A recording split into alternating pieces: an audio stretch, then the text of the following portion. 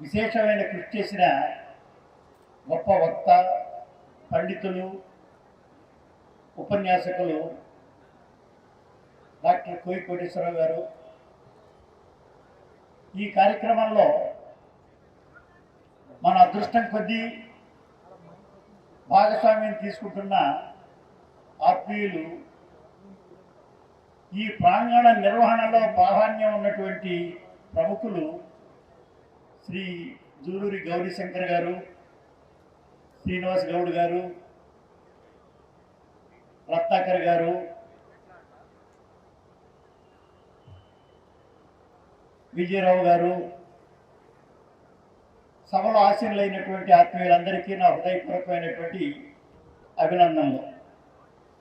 ఈ దేశం మాది అనే కవిత్వాన్ని ఇప్పుడు మనం ఆవిష్కరించుకున్నాం. దీన్ని రాసిన ఆయన డాక్టర్ కత్తి పద్మారావు గారు.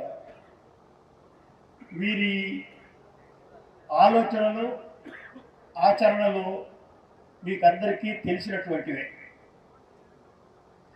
ఆయనకి రెండు విధాలైనటువంటి దృక్పథం ఉంది. ఒకటి సమాజాన్ని ఉద్ధరించడం, మరొకటి సాహిత్యాన్ని రక్షించడం. సమాజాన్ని ఉద్ధరించడం అణగారిపోయి అట్టడుగులు పడిన వాళ్ళని పైకి తీయడం అనే ఉద్దేశం. సాహిత్యాన్ని రక్షించడము అంటే అది ఏ కబంధ హస్తాల్లోనో ఉండిపోయి అందరికీ అందుబాటు కాని దాన్ని అందరికీ అందేటట్టు చేయాలి అని. ఒకటి సాహిత్యంలోని అణగారిన వర్గాలకి చేయూతనిచ్చే దృష్టి, ఇంకొకటి సాహిత్యాన్ని సముద్ధరించే కర్తవ్య దీక్ష. సాహిత్యాన్ని సముద్ధరించడంలో ఆయనకుండే సంకల్పం, ఆయన ప్రాథమికంగా మహావక్త. ఈ మహావక్తకి రచన చేయడం ప్రారంభిస్తే అది ఉపన్యాసంలాగానే తన వ్యాసం సాగుతుంది, తన రచన ప్రవాహంలాగా వస్తుంది. కవిత్వం రాసిన అంత ప్రవాహంలాగా ఉంటుంది. దళిత జీవితాన్ని చిత్రించిన, సామాజిక నేపథ్యాలను చిత్రించిన, అంబేద్కర్ ఆలోచనలను ప్రస్తావించిన, పూలే దృక్పథాన్ని విశ్లేషించిన, సామాజికంగా చైతన్యకారులైనటువంటి వ్యక్తుల యొక్క సామూహిక శక్తిని సమాశ్లేషించడంలో అద్భుతమైనటువంటి దీక్ష దక్షత ఉన్న వ్యక్తి కత్తి పద్మారావు గారు. ఆయన రాయడానికే పుట్టినట్టుగా ఉద్యోగాన్ని వదిలేసి ఉద్యమాన్ని స్వీకరించారు. చుండూరు, కారంచెడు ఉద్యమాలు సమాజంలో ఇంత గొప్పమైనటువంటి ముద్ర వేయడానికి కారణం ప్రధానంగా కత్తి పద్మారావు గారు. మిగతా వాళ్ళు కూడా దోహదపడ్డారు, కానీ ప్రధానమైనటువంటి ఉద్యమం స్వరూపం పద్మారావు గారి దగ్గర నుంచే వచ్చింది. ఆయన ఒక పక్క సంఘంలో కావలసినటువంటి సంస్కరణలకు అవసరమైన ఆలోచనలు చేస్తూ ఉంటారు. అదే సమయంలో భవిష్యత్ తరాలు మేల్కోవాలని, వాళ్ళని మేల్కొల్పడం కోసం రచనలు చేస్తుంటారు. ఒకటి నిరక్షరాస్యుల్ని కాపాడేటటువంటి సామాజిక సేవ, మరొకటి సాహిత్యవేత్తల్ని సమున్మీచితుల్ని చేసి వాళ్ళతో ఉదాత్తమైనటువంటి జీవన ప్రాంగణాల్లో ప్రవేశించేటట్టు చేయడం. ఆయన ప్రధానంగా ఆవేశ పరవశుడైనటువంటి వ్యక్తి. ఈ ఆవేశ పారవశ్యంలోనే అద్భుతమైనటువంటి ఉపన్యాసాలు ఇస్తాడు ఆయన. ఆయన ఉద్యోగం కొన్నూరులో కళాశాలలో ఉపన్యాసకులుగా పనిచేశారు. అది మానేసి ఉద్యోగం వదులుకొని సమాజ సేవ చేయడానికి తను పూర్తి కాలం అంతా కూడా సమాజ సేవకే అంకితం చేసినటువంటి వ్యక్తి. నిరంతరం ఆలోచించడం, చదవడం, రాయడం, మనందరినీ ఉత్తేజితులు చేయడం, ఈ కార్యక్రమంగానే అతని జీవితం అంతా సాగుతూ ఉంది. అంత అంకిత భావంతో చేస్తున్నటువంటి వ్యక్తులు చాలా అరుదుగా ఉంటారు.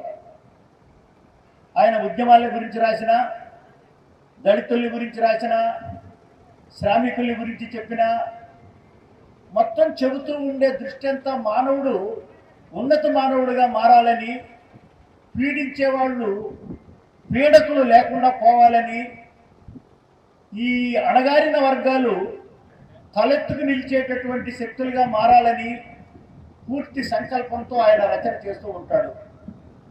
కూలి ఆలోచనలు తెస్తాడు. ఎప్పుడైనా అవసరమైతే నారాయణ గురువుని చెబుతాడు. ఎక్కడ ఎవడు మంచి మాటలు చెప్పుంటే ఆ మాటల వల్ల జనం బాగుపడతారనుకుంటే వాటిని ప్రస్తావించి దాన్ని ప్రముఖం చేస్తాడు. ఈ పుస్తకం ప్రధానంగా కవిత్వం. ఆయన కవిత్వం కూడా ఆవేశపరవశంగా ఉంటుంది. మధురమైన ఆలోచనలు ఉంటాయి, సుకుమారమైన అభిప్రాయాలు ఉంటాయి. ఇంత వేగంగా ఉన్నటువంటి జీవితంలో అద్భుతమైనటువంటి ఉద్రేకపూరితమైన స్వభావము, స్వరూపము ఉన్న వ్యక్తి ఇంత సుకుమారము, సున్నితమైనటువంటి ఆలోచనలు కూడా చేయగలడు అని మీరు అర్థం చేసుకోవడానికి ఈ కవిత్వం చదవాలి. తనకు పసిపిల్లలు ఇష్టం, పీడింపబడే ఆడవాళ్ళంటే వాళ్ళ మీద దయ, సమాజంలో అణగారిపోతున్న ఎవరినైనా ప్రేమగా చూస్తాడు. ప్రకృతి మీద చాలా ఇష్టం, ప్రకృతికి స్త్రీకి అభేదాన్ని గుర్తిస్తాడు. ఒక విశేషమైనటువంటి మానవీయ దృక్పథం ఉన్న చాలా గొప్ప కవి, గొప్ప విమర్శకుడు, గొప్ప వక్త, గొప్ప ఆలోచనపరుడు, గొప్ప తాత్వికుడు, గొప్ప సంస్కర్త, నిరంతరం సాహిత్యంతో పరిశ్రమ చేసేటటువంటి అద్భుతమైనటువంటి తపస్థితి కలిగిన వ్యక్తి కత్తి పద్మారావు. ఆ పద్మారావు పుస్తకంలో ఈ దేశం ఇంతకుముందు ఎవరెవరిదో అని అంటున్నారు, ఈ దేశం మాది అని జనం ఈ దేశం నుంచి, ఈ దేశంలో భాగస్వామ్యం లేని వాళ్ళు, ఈ దేశానికి తమ అవసరం లేనట్లుగా దేశం భావించబడ్డవాళ్ళు, అట్లాంటి వాళ్ళకి తెలివి కలగడానికి ఈ దేశం మాది అని ఒక పెద్ద విప్లవ స్వరం వినిపించాడు కత్తి పద్మారావు. ఈ స్వరం వింటే జనం భయపడతారు. భయం నుంచి ఏం చేయాలి అనే ఆలోచన వస్తుంది. ఆ ఆలోచన నుంచి వాళ్ళకి ఆచరణ వస్తుంది. ఆ ఆచరణ నుంచి మనం జాగ్రత్తగా ఉండకపోతే మన దేశం అనుకునేది మనది కాకుండా మరొకరి అయ్యే ప్రమాదం ఉందని ఇంతకాలం పీఠాధిపతులుగా ఉండే వాళ్ళకి భయం పట్టుకునేటట్లుగా తన కవిత్వం రాయగలడు. గొప్ప కావ్యం రాసి ఈ దేశం మాది అని ఒక హెచ్చరిక చేసి ఒక విప్లవ శంఖం పూరించి ఈ పుస్తకం తీసుకొచ్చినటువంటి పద్మారావు ఈ కవిత్వం వల్ల చేయగలిగినటువంటి పెద్ద చర్య, చేయగలిగినటువంటి గొప్ప కార్యం అనితర సాధ్యమైనటువంటిది. కొంతమంది పద్యాలు రాసుకునే కవులు ఉంటారు, కొంతమంది వచ్చిన కవిత్వాన్ని ఏదో రాస్తుంటారు, కొంతమంది అలంకారాలతో సాహిత్యాన్ని సృష్టించామనుకుంటారు, కొంతమంది ఏదో అభ్యుదయకరమైనటువంటి దృష్టితో ఉన్నామనుకునే వాళ్ళు ఉంటారు. వీళ్ళందరికంటే భిన్నమైన వాడు కత్తి పద్మారావు కవిత్వ రచనలో. ఇతను లాంటి కవి ఇంతకు ముందు లేడు. ఇతను మాత్రమే ఇతనిలాగా రాయగలడు. ఒక గంగా ప్రవాహంలాగా ఉంటుంది ఆకుండా అతని రచన. అనేకమైనటువంటి భావాల అలజడిలో తలమునకలైపోతూ ఉంటాడు మనిషి. వినూత్నమైనటువంటి ఆలోచనలు చేసే శక్తి ఉంది. ఇంత గొప్ప రచన చేయగలిగిన భాగ్యశాలి పద్మారావు. ఈ రచన వెనక ఉండేటటువంటి శక్తి ఏమిటి అంటే పీడిత వర్గ స్వరం. పీడింపబడ్డ వాళ్ళు ఇంకా ఎక్కువ కాలం పీడింపబడకుండా ఉండాలని కోరిక. సామాన్యుల పట్ల ఒకళ్ళతో పుచ్చుకున్న న్యాయవాది చేసేటటువంటి వాదన లాంటిది ఈయన సాహిత్యం మొత్తం. ఈ కవిత్వంలోనూ మీరు అదే చూస్తారు.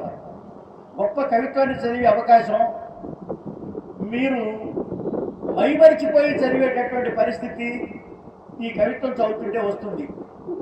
ఏ కవుల కవిత్వమైనా చదివితే ఆహా ఓహో బాగుంది అనుకునే అవకాశం మీకు ఉంటుంది. కానీ ఈ కవిత్వం చదివితే మీలోకి మీరు వెళ్ళి మిమ్మల్ని మీరు చూసుకొని ఈ సమాజంలో మేము చూడవలసినటువంటిది చాలా ఉంది అని తెలుసుకొని, ఈ జీవితం ఇంత విశాలంగా ఆలోచించాల్సిన దృక్పథం ఉందని అర్థం చేసుకొని సమాజాన్ని, సాహిత్యాన్ని, మానవుల్ని సమగ్రంగా అన్వేషించే స్వభావం మీకు కలుగుతుంది.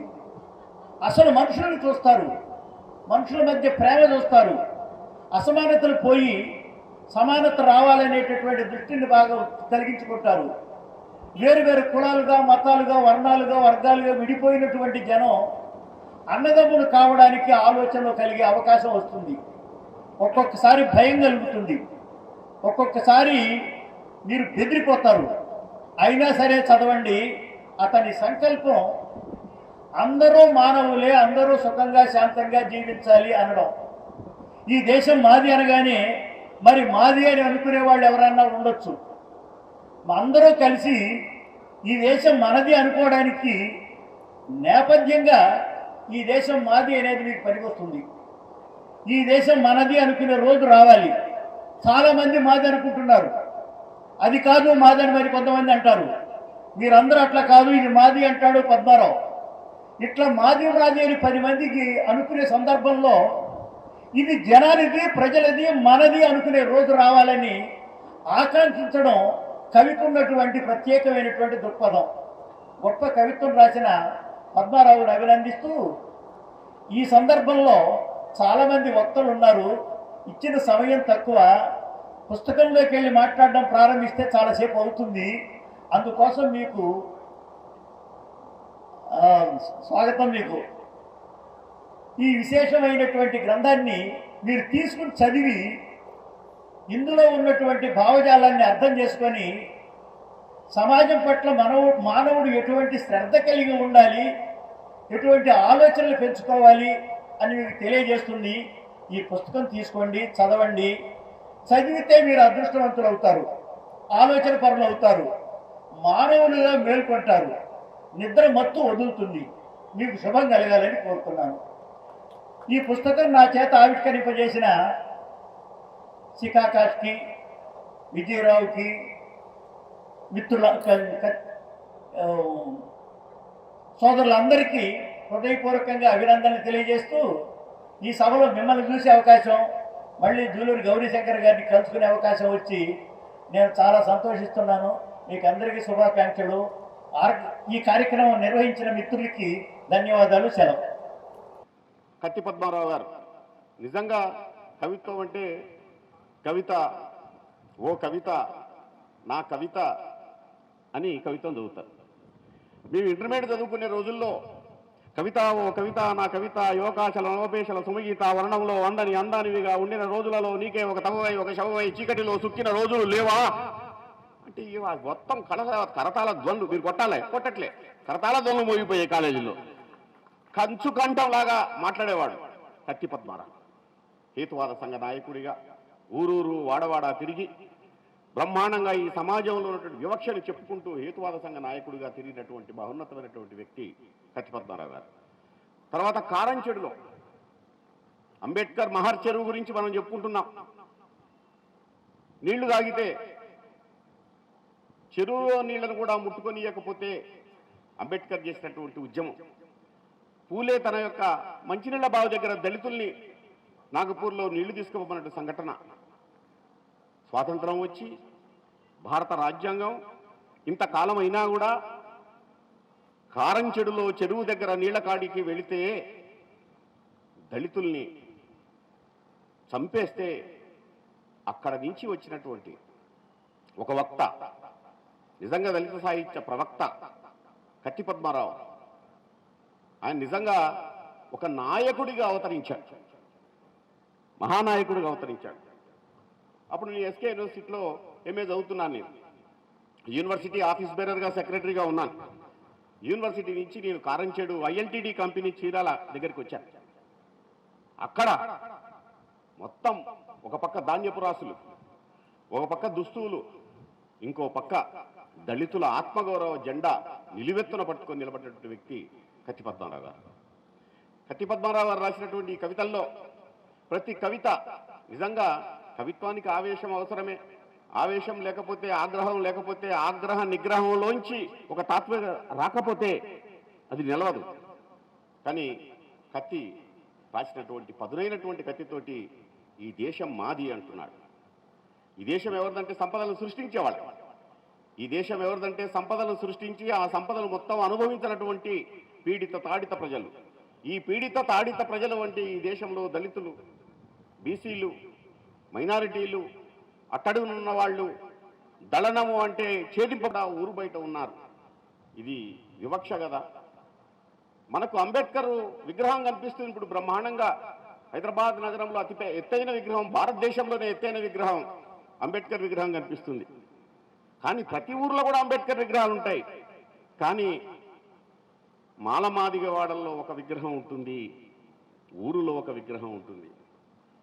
కాబట్టి గాంధీ విగ్రహాలు కూడా రెండు ఉంటాయి.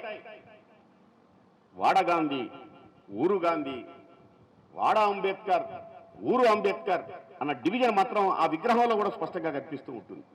అందుకే హైదరాబాద్ హుస్సేన్ సాగర్ నక్లెస్ రోడ్లో నగరం నడిబొడ్డున అంబేద్కర్ విగ్రహాన్ని మనం పెట్టుకోవడం అనేది చాలా గొప్ప విషయం. అందుకే ఆయన కత్తి పద్మారావు గారు ఈ విగ్రహం పెట్టినప్పుడు కూడా ఆయన బ్రహ్మాండమైన ఒక లెటర్ కూడా రాశారు రాష్ట్ర ప్రభుత్వానికి. అంబేద్కర్ పేరుతోటి బ్రహ్మాండమైనటువంటి ఒక విశిష్టమైన అవార్డును కూడా ప్రతి ఏటా ఇవ్వండి అన్నటువంటి విషయాన్ని చెప్పారు. ఈయన కవిత్వానికి వస్తే చాలా అద్భుతమైన చరిత్రలో నాకు ఘర్షణ, చరిత్రకు ఘర్షణ, చరిత్ర అంటేనే ఘర్షణ, అందుకే చరిత్ర హృదయమంతా వ్రణం, అందులో దాగున్నది జనగణం. ఇది నిజంగా కత్తి పద్మారావు గారు రాసిన ప్రతి వాక్యం కూడా ఒక నినాదంలాగా అనిపిస్తుంది. కొంతమంది కవిత్వం చదివితే తర్వాత కవిత్వం మొత్తం చదివిన తర్వాత ఒక వాక్యం గుర్తుంచుకోవాలంటే చాలా కష్టమైన పని. కానీ కత్తి పద్మారావు గారిని వంట పట్టించుకుంటే మాత్రం దాంట్లో ఒక ప్రతి వాక్యం కూడా ఒక నినాదంగా వచ్చి నిలిచే స్థాయి అనిపిస్తుంది. కత్తి పద్మారావు గారు ఈ దేశం మాది అన్నటువంటి ప్రశ్నని స్వతంత్రం వచ్చి 8 దశాబ్దాలు దగ్గర పడుతున్నటువంటి తరుణంలో ఈ దేశం ఎవరిది అంటే ఈ దేశం మాదే, ఈ దేశం మా మూలవాసులదే, ఈ దేశం మా శ్రమించే వాళ్ళదే అన్నటువంటి విషయాన్ని స్పష్టంగా వెలుగెత్తి చెప్పినటువంటి వ్యక్తి కత్తి పద్మారావు గారు. నిజంగా కత్తి పద్మారావు గారు ఆయన యొక్క ఆరోగ్య సమస్యలతోటి ఇక్కడికి రాలేకపోయాడు. కానీ అక్కడి నుంచి వీల్ చైర్ నుంచి కూడా గర్జిస్తూ ఉంటాడు. మా కోయి చెప్పాడు, ఆయన యొక్క గర్జన దినపత్రికల్లో వ్యాస రూపంలో కనిపిస్తుంది, అట్లాగే విజువల్గా కనిపిస్తుంది. ఆయన రచనల్లో కూడా ఇది నిజంగా ఈ దేశం మాది అన్నటువంటిది మొత్తం దళిత తాత్విక చింతన ఉన్న వాళ్ళందరికీ కూడా ఇది బ్రహ్మాండమైనటువంటి ఒక డైరీ లాంటిది, ఒక మార్గనిర్దేశం చూపినటువంటి ఒక మార్గం. ఇది కత్తి పద్మారావు చూపినటువంటి ఈ దేశం మాది అన్నటువంటి ఒక మార్గం. అంటే మీరందరూ కూడా ఎందుకు ఈ దేశం మాది అన్నటువంటిది అక్కడ బ్యానరే పెట్టారు, ఆ బుక్ స్టాల్కి బ్యానరే పెట్టారు. ఆ దేశం మాది అన్నటువంటిది ఈరోజు ఒక చర్చ. నిజంగా కత్తి పద్మారావు గారు అమ్మ ఒక తాత్విక విశ్వవిద్యాలయం రాసినటువంటి దాంట్లో అద్భుతమైనటువంటి వాక్యాలు కనిపిస్తాయి. ప్రతి తల్లి ఒక చక్రవర్తికి తల్లే. అవును, రాజ్యం ఏలే పాలకుడు కూడా తల్లి పాదాల దగ్గర మోకరిల్లాల్సిందే. అమ్మ కళ్ళల్లో కరుణ కిరణాలు అందుకోలేక నియంతలు సజీవ సమాధుల్లోకి వెళుతున్నారు. తల్లితనం మరణించిన దగ్గరే నియంతలు పుడతారు, తల్లితనం మరణించిన దగ్గరే నియంతలు పుడతారంటాడు. చాలా వరకు ఇప్పటికీ మనం చూసే చూపులన్నీ ఒకటి కాదు, చూపుల్లో తేడా ఉంటుంది. మనం మాట్లాడే మాటలన్నీ ఒకటి కాదు, మాటల్లో తేడా ఉంటుంది. కాబట్టి ఇది చాలా వరకు కరడుగట్టినటువంటి ఒక విభజన చేసినటువంటి, విభజనకు తావులేనటువంటి సమాజంగా మనం ఆవిష్కరించాలంటే ఈ దేశం మాది అన్నటువంటి ఈ యొక్క గొప్ప గ్రంథాన్ని చదవండి. దగ్గర దగ్గర ఈ మొత్తం కూడా 468 పేజీల కవిత్వం, చాలా పెద్ద గ్రంథం. ఇది మనకు ఒక రకంగా దళిత కవిత్వానికి ఇది బైబిల్ లాంటిది. తప్పకుండా దీన్ని మనం చాలా ప్రామాణికంగా తీసుకోవాల్సినటువంటి పుస్తకం. అందుకే అందరికీ అర్థం కాదు కానీ సారే జహాసే అచ్చా హిందూ సీతా హమారా అని బ్రహ్మాండంగా అందరం పాడుకున్న వాళ్ళమే. కానీ ఇప్పటికి కూడా నేను ఈ దేశం ఎవరిదిరా అన్నటువంటి ప్రశ్నను మాత్రం మనం వేసుకుంటుంటాం వాళ్ళది. ఆ ప్రశ్నలోంచి వస్తున్నటువంటి అనేక వందల వేల ప్రశ్నలు అవన్నీ కూడా ఈరోజు చాలా వరకు ఈ హైదరాబాద్ బుక్ ఫేర్లో ఈ పుస్తకాన్ని ఇక్కడ ఆవిష్కరించుకోవడం అంటే ఒక విశ్వ ప్రపంచ వీధిలోకి ఈ పుస్తకాన్ని ఇక్కడ తీసుకురావడం కోసమే కోయి కోటేశ్వరరావు గారు ఈ కార్యక్రమాన్ని ఏర్పాటు చేశారనుకుంటున్నా. చాలా వరకు ఒక భిన్న సంఘర్షణలు ఉన్నటువంటి భిన్న సమాజాలు భిన్న వర్గాలుగా ఉన్నటువంటి పరిస్థితి. ఇప్పటికి కూడా ఇది వర్ణ వివక్ష ఉన్నటువంటి సమాజం ఇది.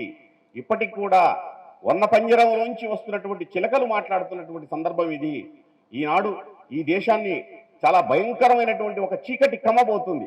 ఆ కమ్మబోతున్నటువంటి చీకటిని చీల్చాలంటే ఈ దేశం మాది అన్నటువంటి కత్తి పద్మారావు గారి కలం కత్తి అవసరం.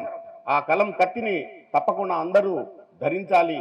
ఈనాటి సమాజంలో ఉన్నటువంటి కవులు, రచయితలు, వెన్నెల గురించి రాసేవాళ్ళు, అట్లాగే అడవుల్లో ఉన్నటువంటి అందమైనటువంటి సౌందర్యాన్ని రాసేవాళ్ళు, ఇప్పపుల సారా గురించి రాసేవాళ్ళు ఇప్పుడు ఈ దేశం నాది అన్నటువంటి విషయాన్ని కూడా తెలుసుకోవడానికి ఈ పుస్తకాన్ని చదవండి. Thank you. सभी को जय भीम। इंसानों को गुलाम बनाकर हजार बादशाह बने हैं, गुलामों को इंसान बनाकर एक ही बादशाह बने हैं, वो है డాక్టర్ బిఆర్ అంబేద్కర్. మనుషుల్ని బానిసలు చేసి వేలాది మంది చక్రవర్తులు ఉన్నారు చరిత్రలో. బానిసల్ని మనుషులుగా చేసిన ఒకే ఒక చక్రవర్తి డాక్టర్ బిఆర్ అంబేద్కర్. అంబేద్కర్ గారి సందర్భంలో ఈ దేశం మాది కత్తి పద్మారావు కవిత్వం, ఆ పుస్తకానికి సంబంధించినటువంటి సందర్భంలో మిమ్మల్ని అందరినీ కలిసి వేదిక మీద ఉన్న గురువు గారు ఇనాక్ గారు, అన్న జూలూరి గౌరీశంకర్ గారు, కోయికోటేశ్వరరావు గారు, విజయారావు గారు, శ్రీనివాస్ గౌడ్, తమ్ముడు పసునూరు రవీందర్, మీ అందరికీ మరోసారి జైభీములు తెలియజేస్తూ, పద్మారావు గారు ఈ పుస్తకాన్ని తీసుకురావడం నిజంగానే గొప్ప విషయం. దీంట్లో ఇది పేజీలు కూడా చెప్పేశారు ఆల్రెడీ 467 పేజీలు ఉంది. దీనికి ముందు మాట కూడా నా చేత కూడా పద్మారావు గారు రాయించారు. ఆ సందర్భంగా పద్మారావు గారు ఈ కవితలో మాట్లాడుతున్న అనేక విషయాల్లో మరాఠీ దళిత పాంథర్స్కి, దళిత సంఘర్ష సమితి, కన్నడ రైటర్స్ సిద్ధలింగ గారి వాళ్ళ కవితలకి ఈయన కవిత్వానికి చాలా దగ్గర సంబంధం ఉంటుంది. ఆ సందర్భంగా బలూత్ అని అంటే బలూత్ మరాఠీ దళిత ఆత్మకథల్లో మొదటి ఆత్మకథగా అని చెప్పుకుంటాము. అంటరాని వాడు బలూత్ అంటే మరాఠీలో. ఆ దయాపావరావు కవితలో, ఓ సిద్ధార్థుడా, ఒకవేళ మేము విప్లవం తీసుకొస్తే మమ్మల్ని అందులో వదిలేయి అంటాడు. అదేవిధంగా బాబురావు బాగులనే మరాఠీ కవి, నాకు తెలుసు ఈ దేవాలయాల దేశంలో చార్వాకుడు పాతిపెట్టబడ్డాడు, బుద్ధుడు అవతార పురుషుడయ్యాడు, రావాలనుకుంటే తుఫాను వేగంతో వచ్చాయి, లేకుంటే చార్వాకుడిలా ఉప్పు పాతరవుతావు. ఎప్పటికి రావడం సాధ్యమవుతుందో అప్పటి వరకు వచ్చాయి, కానీ కనీసం అరచేత పట్టుకున్న అంబేద్కర్ గారి ఆలోచనల అగ్గి మంటను మాత్రం ఆరిపో నీకు అని చెప్పి మరాఠీ దళిత పాంథర్స్ కవులు కలగంటారు. ఆ సందర్భంగా కారంచేడు ఉద్యమ రణక్షేత్రంలో నుంచి పొడుచుకొచ్చిన కన్నమదాస్ కరవాలం డాక్టర్ కత్తి పద్మారావు. ఆయన కవిత్వంలో హోచిమన్లు, పాబ్లో నెరుడాలు, గావిచ్చులు, ఫైజ్ అహ్మద్ ఫైజులు, ముగ్ధు మొహిద్దీన్లు, శివసాగర్ కలే, గురుప్రసాద్, పైడి తెరేష్ బాబు, మధురు నగేష్ బాబు, నాగప్ప గారి సుందరరాజులు కనిపించి ఏడిపిస్తారు, కథన రంగానికి పరుగులు తీయిస్తారు. అలాంటి సందర్భంలో ఈ దేశం మాది అని పద్మారావు గారు రాసిన కవితలో ఆకాశ నక్షత్రాలు సముద్రంలో అద్దం చూసుకుంటున్నాయి, సూర్యుడు సముద్రంలో స్నానం చేసి తన బాల్యత్వాన్ని నిరూపించుకుంటున్నాడు, బౌద్ధ సంస్కృతి వికాసానికి ఆ కవి కరాలు పతాకలెత్తుతున్నాయి, ఈ దేశం మాది, ఈ యుగం మాది, ఈ దేశ నిర్మాతలం మేమే అని చాటి చెబుతున్నాయి అంటారు. మరో చోట ఆమె పాదాల నెర్రెలు ఒక పునఃస్పష్ట సంకేతాలు కవితలో, మీరు మానవ సంస్కృతి నుండి శిల్ప సంస్కృతికి ప్రణమిస్తున్నారు, అందుకే మీలో మానవతా స్పర్శ లేదు, అందుకే మళ్ళీ ఆ దళిత తల్లి మానవతా పాఠశాల, అందులో విద్యార్థులు అవుదాం రండి, అప్పుడే భారతదేశానికి పునరుజ్జీవం అంటారు.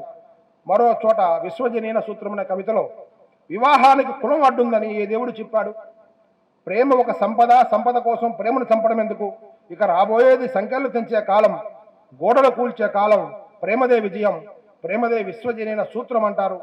జీవితం ఒక మహాయానం. ఆ ప్రయాణంలో కడలి అలల్లోని స్వరం మనకు వినిపిస్తుంది. ఏవో ఉక్కు సౌధాలు కూడుతున్న శబ్దాలు మనకి వినిపిస్తాయి. బౌద్ధ రాజ్య ఆవిర్భావం కోసం ఆత్మగౌరవంతో ప్రజ్వలించాలి.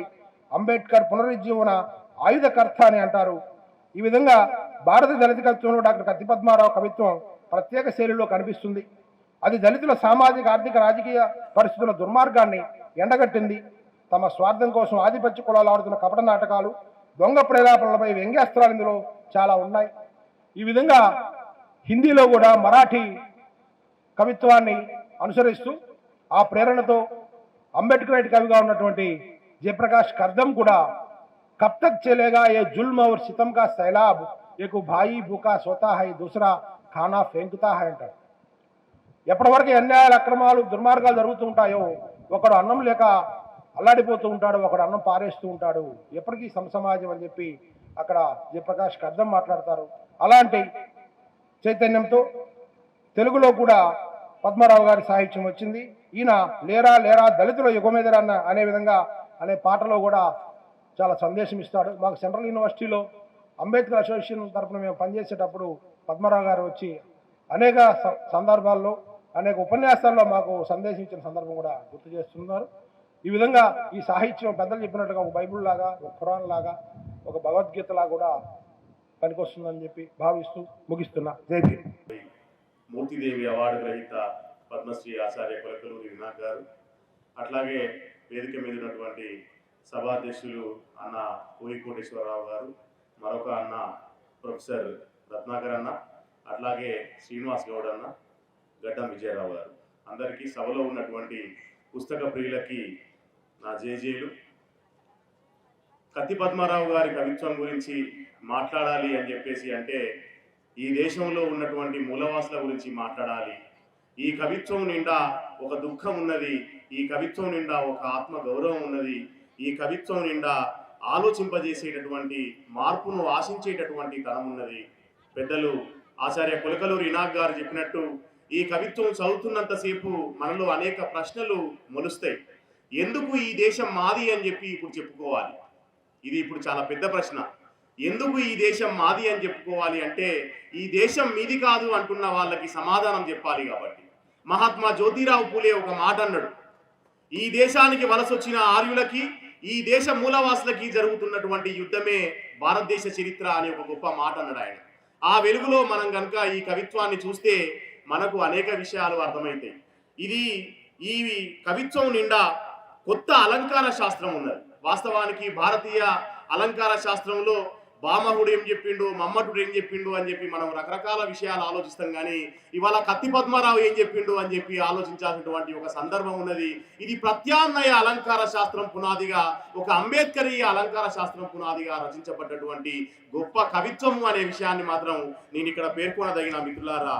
అట్లాగే ఈ కవిత్వంలో ఒక ఫిలాసఫీ ఉంది, ఒక శిల్ప చాతుర్యం ఉంది, ప్రకృతిని మమేకం చేసే ఒక మాతృత్వం ఉంది. మనకు భారతదేశం యొక్క మూలవాసుల సంస్కృతి ఏంటంటే ఇది మాతృత్వంతో కూడుకొని ఉన్నటువంటి సంస్కృతి. దాని స్థానంలో ఇవాళ పితృస్వామ్యం ఎట్లా వచ్చింది, ఎట్లా రాజ్యమేలుతా ఉంది అనేటటువంటి విషయాన్ని కత్తి పద్మారావు గారు చాలా ఖరాఖండిగా వ్యతిరేకించినటువంటి ఒక సందర్భం మనకు కనబడతా ఉన్నది. ఇవాళ కార్పొరేట్ శక్తుల్ని వ్యతిరేకిస్తా ఉన్నాడు. ఈ పుస్తకంలో మనువాదాన్ని వ్యతిరేకిస్తా ఉన్నాడు. మనువాదాన్ని ఖండాలుగా ఖండించినటువంటి కవితా ఖండికలు ఈ పుస్తకం నిండా పరుచుకొని ఉన్నాయి అనే విషయాన్ని కూడా మనం ఇక్కడ గమనించవచ్చు మిత్రులారా. అయితే కత్తి పద్మారావు గారు ఈ దేశం మాది అని చెప్పి అనడమే కాకుండా ఇవాళ రాజ్యాంగాన్ని కాపాడుకోవాలి అనేటటువంటి ఒక గొప్ప నినాదాన్ని కూడా అందిస్తా ఉన్నాడు. అందులో భాగంగా ఈ కవిత్వంలో బౌద్ధ భారత నిర్మాణానికి నీలి పతాకలు ఎగరాలి అనేటటువంటి ఒక అద్భుతమైనటువంటి కవితలో చెప్తాడు కదా. ఆ కవిత్వంలో ఇవాళ రాజ్యాన్ని వదిలిన సిద్ధార్థుడు ఉన్న దేశం ఇది, రాజ్యాన్నే అమ్మేసే వాడిని చూసి ఆ సిద్ధార్థుడు ఆశ్చర్యచకితుడవుతున్నాడు. పర్వతాల్లో దాగున్న గ్రానైట్ నిధులు కూడా అమ్మబడుతున్నాయి, సముద్ర తీరంలో ఇసుకమేటలు అమ్మబడుతున్నాయి, బంగారు గనులు విక్రయించబడుతున్నాయి, మనిషి మేధస్సు కుదోబెట్టబడుతుంది.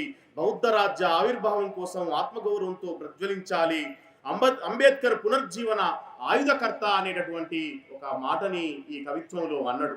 అంటే కత్తి పద్మారావు గారు ఇక్కడ ఏం సూచిస్తా ఉన్నారు అంటే బుద్ధిజంలో ఉన్నటువంటి స్వేచ్ఛ, సమానత్వం, సౌభ్రాతృత్వం అనేటటువంటి విలువల పునాదిగా మన సమాజం నిర్మించబడాలి. ఇవాళ ఆ విలువలు లేకుండా అధికారంలో ఉన్నటువంటి పాలకుడు ఎవడైనా కానీ వాళ్ళు కార్పొరేట్ శక్తులకు దాసోహం అయితే ఇవాళ పేద మధ్యతరగతి బడుగు జీవుల యొక్క బతుకులు రోడ్డున పడుతూ ఉన్నాయి అనేటటువంటి ఒక ఆవేశం ఈ కవిత్వం నిండా పరుచుకొని ఉన్నది మిత్రులారా. అట్లా ఈ దేశం మాది అని చెప్పి అనడం వెనకాల ఒక ఆత్మగౌరవం ఉన్నది, ఒక ధిక్కారం ఉన్నది. తెలుగు సాహిత్యం అంతా మనకు కేవలం రెండే భాగాలు. తెలుగు సాహిత్యం అంతా మనకు కేవలం రెండే భాగాలు. ఒకటి కుల వ్యవస్థని పటిష్టం చేసినటువంటి బ్రాహ్మణ సాహిత్యం అయితే, రెండోది ఆ వర్ణాశ్రమ ధర్మాన్ని బద్దలు కొట్టినటువంటి దళిత బహుజన సాహిత్యం. ఆ సాహిత్యానికి పతాకగా నిలబడ్డటువంటి యుగకర్త కత్తి పద్మారావు గారు. దళిత సాహిత్యానికి ఒక నాయకుడిగా ఆయన దళిత మహాసభ నాటి నుండి నేటి వరకు మాలాంటి యువకులందరికీ స్ఫూర్తిగా నిలిచిండు. ఈ క్రమంలోనే ఈ పుస్తకాన్ని ఈ దేశం మాది అని చెప్పేసి మన ముందుకు తీసుకొస్తా ఉండు. ఇంతకుముందు నేను కత్తి పద్మారావు గారి మనిషే మహాకావ్యం పుస్తకం మీద ప్రసంగించాను. ఆ కవిత్వం చదువుకున్నాక ఈ కవిత్వం చూస్తే రెండిట్లలో వస్తువు విస్తృతి అనేది చాలా విశాలంగా కనబడతా ఉన్నది. అట్లాగే ఆచార్య ఇనాక్ గారు చెప్పినట్టు ఇంతకుముందు ఎవరూ రాయని విధంగా ఒక కొత్త పద్ధతిలో మనకు కవిత్వాన్ని సృజించేటటువంటి తనం కనబడతా ఉంది. నిజానికి సృజనకారులకి రాజకీయ మూలాలు అర్థమైతే ఆ కవిత్వంలో ఒక ప్రజా దృక్పథం వచ్చి చేరుతుంది అనేటటువంటి విషయం మనకి ఈ దేశం చదివినప్పుడు కనబడుతుంది. తప్పకుండా పుస్తక ప్రియులందరూ ఈ కవిత్వాన్ని కొని చదవాలని చెప్పి తెలియజేస్తూ నాకు ఈ అవకాశం ఇచ్చినటువంటి సభా నిర్వాహకులకి జేజేలు ధన్యవాదాలు తెలియజేస్తూ ముగిస్తా ఉంది మిత్రులారా. థ్యాంక్ యూ అన్నారా. Thank you. పాల్గొన్నందుకు చాలా ఆనందంగా ఉంది. నిజానికి కత్తి పద్మారావు గారు 1985లో జరిగినటువంటి కారంచేడు ఉద్యమం తర్వాత దళిత ప్రాంతర స్ఫూర్తితోటి కారంచేడు దళిత ఉద్యమాన్ని నిర్మించాడు. కారంచేడు పక్కనే ఉన్నటువంటి చీరాలలో ఉండడం, అప్పుడు నేను చాలా చిన్నవాడిని. అప్పుడే కత్తి పద్మారావు గారి నుంచి నేను వింటూ వచ్చాను. అప్పటికే ఆయన కవిగా, ఒక దళిత ఉద్యమకారుడిగా సుప్రసిద్ధుడు. అప్పటి నుంచి గత 50 సంవత్సరాల నుంచి తను నమ్ముకున్న సిద్ధాంతం ఏదైతే ఉందో, తను నమ్ముకున్నటువంటి ఆశయం ఏదైతే ఉందో, దాంట్లోంచి ఒక్క అడుగు కూడా పక్కకు తప్పుకోకుండా తన కార్యాచరణని దాదాపుగా 85 పుస్తకాలు ఈ రోజు వరకు ఆయన ప్రచురించాడు.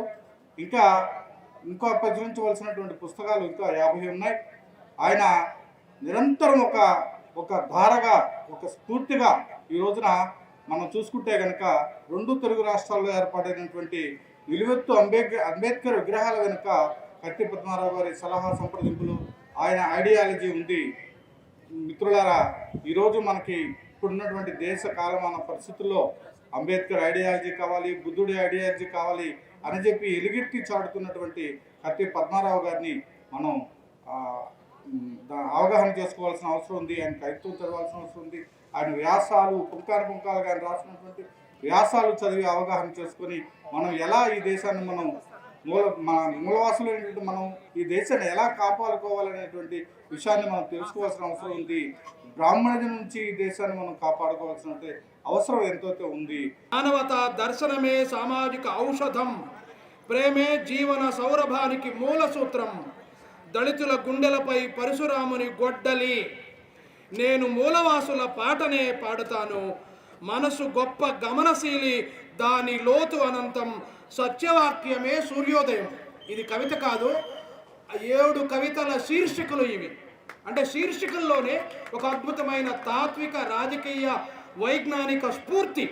ఈ కాలానికి ఏ విలువ కావాలనో, ఈ కాలానికి ఏ రకమైన కొత్త తాత్విక నెత్తురు కావాలనో దాన్ని ఈ 5 శీర్షికల్లో పద్మారావు గారు అద్భుతంగా నిబిడీకృతం చేశారు. అది పద్మారావు గారి కవిత్వం అని చెబుతూ, ఈ దేశం మాదే అని, దళిత బహుజనులదే అని పద్మారావు గారు నిర్ధారిస్తున్నారు. మేము అదే నిర్ధారిస్తున్నాం. Thank you. లోకాయుత ప్రచురణ పక్షాన అందరికీ ధన్యవాదాలు. అన్న ఒక్క నిమిషం గడ్డం విజయరావు గారు ఓట్ ఆఫ్ థ్యాంక్స్ ఒకే నిమిషం చెప్తారు. టీవీ రత్నాకర్ గారికి, కృష్ణ రవీంద్ర గారికి, జూలూరి గౌరీశంకర్ గారికి, శ్రీనివాస్ గౌడ్ గారికి ధన్యవాదాలు చెప్తూ, కత్తి పద్మారావు గారి సాహితీ ప్రస్థానం దాదాపు 50 ఏళ్లుగా సాగుతూ ఉన్నది. ఆయన అనేక అంశాల మీద, వివిధ రకాలైనటువంటి పుస్తకాలు, వ్యక్తిత్వ నిర్మాణం మీద, సాహిత్యం మీద, దళిత సాహిత్యం మీద, ఆంధ్ర సాహిత్యం మీద ఆంధ్ర సాహిత్యం పుస్తకం ప్రత్యేకంగా రాశారు. అలాగే ఉద్యమం మీద, అంబేద్కర్ గారి మీద ప్రత్యేకమైనటువంటి పుస్తకాలు ఎన్నో రాశారు. ఆ అద్భుతమైనటువంటి పుస్తకాలన్నీ కూడా మన స్టాల్ నెంబర్ 11లో లోకాయత్ పబ్లికేషన్ స్టాల్లో దొరుకుతూ ఉన్నాయి. దయచేసి అందరూ వచ్చి ఆ బుక్ స్టాల్ను దర్శించండి. ప్రతి ఒక్కరిలో కూడా కత్తిపద్మారావు గారి సాహిత్యం కొనవలసిన అవసరం ఉన్నది. ప్రస్తుతం ఉన్న పరిస్థితులలో రాబోయే 24వ తారీఖు సుందరయ్య విజ్ఞాన కేంద్రంలో అంబేద్కర్ వాదంపై, లౌకికవాదంపై జరుగుతున్నటువంటి దాడికి నిరసనగా రౌండ్ టేబుల్ సమావేశం జరగబోతూ ఉన్నది. సుందరయ్య విజ్ఞాన కేంద్రం 24/2/24న దయచేసి అందరూ రావాల్సిందిగా కోరుతున్నాం. అదేవిధంగా చెలో గుంటూరు మార్చి 2వ తేదీ ప్రత్యామ్నాయ సంస్కృతి మేళా పెద్ద ఎత్తున జరగబోతూ ఉన్నది. దానికి కూడా రావాల్సిందిగా కోరుతూ ఉన్నాం. అలాగే మార్చిలో విజయవాడలోను, ఏప్రిల్లో ఒంగోలులోను, మేలో తెనాలిలోను, జూలైలో పొన్నూరులోను కూడా ప్రత్యామ్నాయ సంస్కృతి మేళాలు విరివిగా జరుగుతూ ఉన్నాయి. వాటన్నిటి కూడా ప్రజలు వేలాదిగా తరలివచ్చి లౌకికవాదంపై జరుగుతున్న దాడికి నిరసనగా ప్రజలందరూ ఒక్కటేనని, ఈ దేశం అందరిది అని, అందరూ ఈ దేశంలో కలిసిమెలిసి జీవించాలని, అందరికీ కలిసి ఉండాలని కోరుతూ సెలవు తీసుకుంటున్నాం. సహకరించిన అందరికీ ధన్యవాదాలు. జై భీమ్.